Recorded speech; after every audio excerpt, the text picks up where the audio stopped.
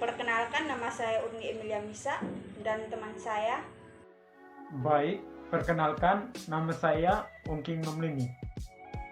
Kami berdua adalah mahasiswa Sekolah Tinggi Ilmu Kesehatan Maranatha Kupang, Prodi S1 Keperawatan, kelas 1C, semester 1, yang mendapatkan tugas konsep dasar keperawatan 1 yang diberikan oleh Bapak John Ritusi untuk membuat video penjelasan tentang prinsip legal dalam praktik keperawatan. Baik, yang pertama-tama kita akan membahas tentang malpraktek. Malpraktek bersifat umum. Malpraktek memiliki dua unsur kata yang berbeda, yaitu mal dan praktek. Mal artinya salah dan praktek artinya tindakan. Jadi malpraktek itu sebuah tindakan yang salah. Menurut Bu Andi, beliau mendefinisikan bahwa malpraktek adalah tindakan seorang dokter atau seorang perawat yang salah. Selanjutnya kita akan membahas tentang maksud dari malpraktek. Malpraktek memiliki 3 maksud, yaitu yang pertama, melakukan sesuatu yang tidak seharusnya dilakukan oleh seorang tenaga kesehatan. Yang kedua, tidak melakukan sesuatu yang seharusnya dilakukan. Yang ketiga, melanggar suatu ketentuan yang ditentukan oleh peraturan perundang-undangan.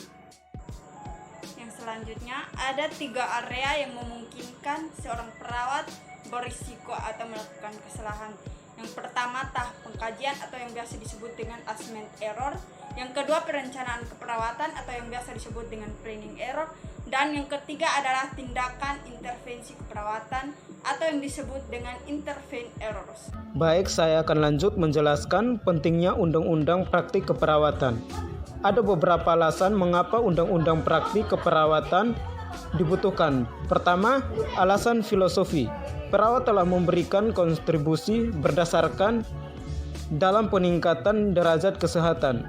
Perawat berperan dalam memberikan pelayanan kesehatan mulai dari pelayanan pemerintahan dan swasta, dari perkotaan hingga pelosok desa terpencil.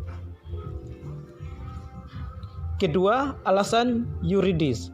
Undang-Undang Dasar 1945 Pasal 5 menyebutkan bahwa Presiden memegang kekuasaan membentuk undang-undang dengan persetujuan Dewan Perwakilan Rakyat. Ketiga, alasan sosiologis. Kebutuhan masyarakat akan pelayanan kesehatan, khususnya pelayanan keperawatan, semakin meningkat. Di samping itu, masyarakat membutuhkan pelayanan keperawatan yang mudah dijangkau, pelayanan perawat yang bermutu sebagai bagian integral dari pelayanan kesehatan. Undang-undang di Indonesia yang berkaitan dengan praktik keperawatan. 1. Undang-Undang Nomor 9 Tahun 1960 tentang pokok-pokok kesehatan. Bab 11. Tugas pemerintah. Pasal 10 antara lain menyebutkan bahwa pemerintahan mengatur kedudukan hukum, wewenang dan kesanggupan hukum. 2. Undang-Undang Nomor 6 Tahun 1963 tentang tenaga kesehatan.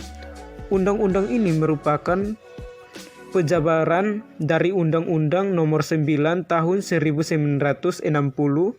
Undang-undang ini membedakan tenaga kesehatan sarjana dan bukan sarjana. Tenaga sarjana meliputi dokter, dokter gigi, dan apoteker. Tenaga perawat termasuk dalam tenaga bukan sarjana atau tentang kesehatan dengan pendidikan rendah, termasuk bidan dan asisten farmasi, di mana dalam menjalankan tugas di bawah pengawasan dokter, dokter gigi, dan apoteker. Undang-Undang Nomor 14 Tahun 1964 tentang wajib kerja para medis. SK Menteri Negara Pendayungan Aparatur Negara Nomor